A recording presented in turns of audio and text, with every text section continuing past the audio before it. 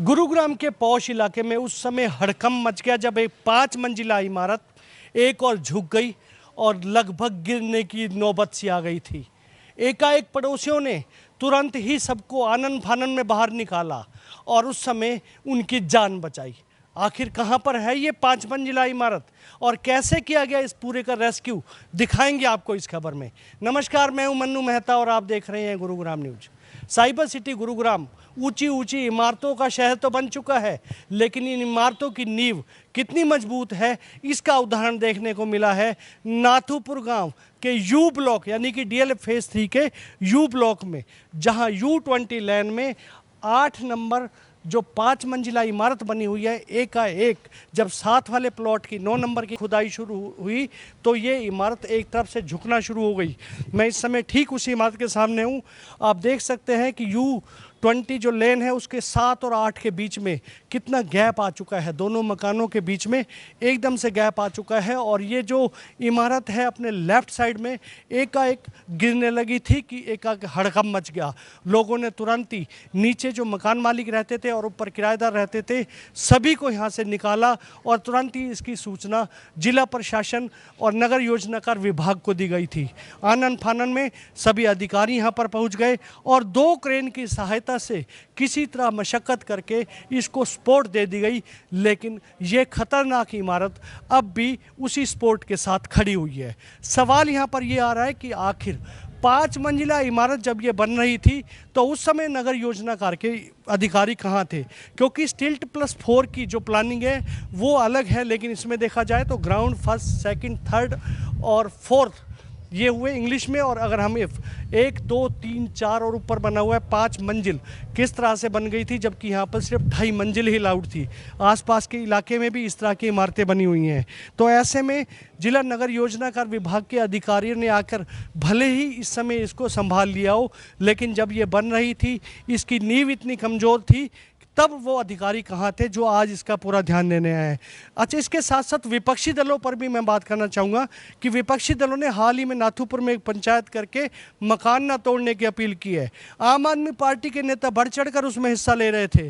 Congress party के कुछ नेताओं ने भी इसकी वो की है, लेकिन उनसे पूछा जाए कि जिनकी वो आज वकालत करने के लिए, जिनकी लड़ाई लड़ने के लिए आ रहे हैं, क्या वो जानते हैं कि उनकी नींव कितनी कमज़ोर है? क्या वो जानते हैं कि वो मकानें जो आज बिल्डिंगें बनी हुई हैं उनका क्या हश्र हो सकता है, इनकी वजह से आसपास के लोगों पर कितना खतरा हो सकता है, इस बारे में वो बिल्कुल भी नहीं जानते हैं। कुछ लोग भी हमारे साथ हैं, इनसे भी बात करेंगे। सर, ये बिल्डिंग अचानक ऐसा क्या हुआ कि एकदम से खतरा हो गया था, क्या ऐसा है, कब की बात है ये? नहीं, अचानक तो नहीं सर, ये कल जो पड़ोस में है ये बेसमेंट भी नहीं, जैसे आप बोल पा रहे थे, सिर्फ नींव ही खोदी थी।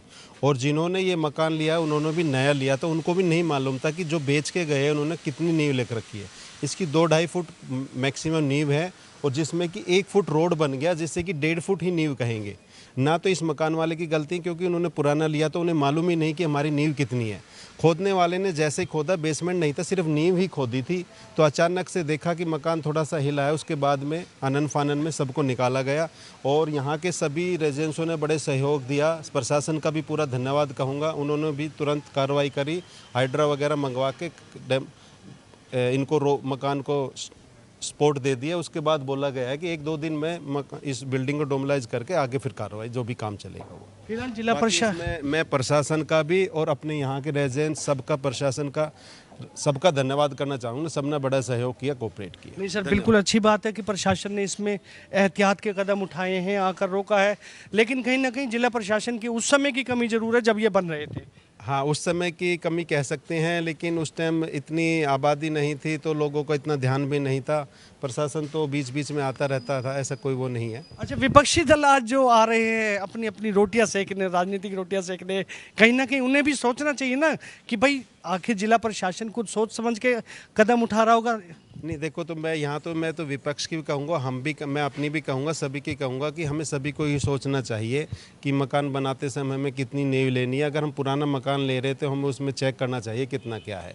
खैर, ये बड़ी अच्छी बात इन्होंने बोली है और मैं यही बताना चाहूँगा, फिलहाल जिला प्रशासन ने निर्णय लिया है कि इस मकान जो ये एकदम से टिल्ट हो चुका है एक साइड में, इसे जल्द से जल्द डिमोलिश किया जाए। हालांकि इसमें ना तो उनकी गलती है जिन्होंने इस मकान को ख़रीदा है, क्योंकि उन्होंने हाल ही में इसे ख़रीदा है, लेकिन उस बनाने वालों की गलती ज़रूर है जो इतनी कमज़ोर नींव के ऊपर इतनी बड़ी बिल्डिंग खड़ी करके चले गए और लोगों के लिए एक मौत का सामान छोड़कर चले गए। कहीं ना कहीं कटघरे में वो भी ज़रूर आते हैं।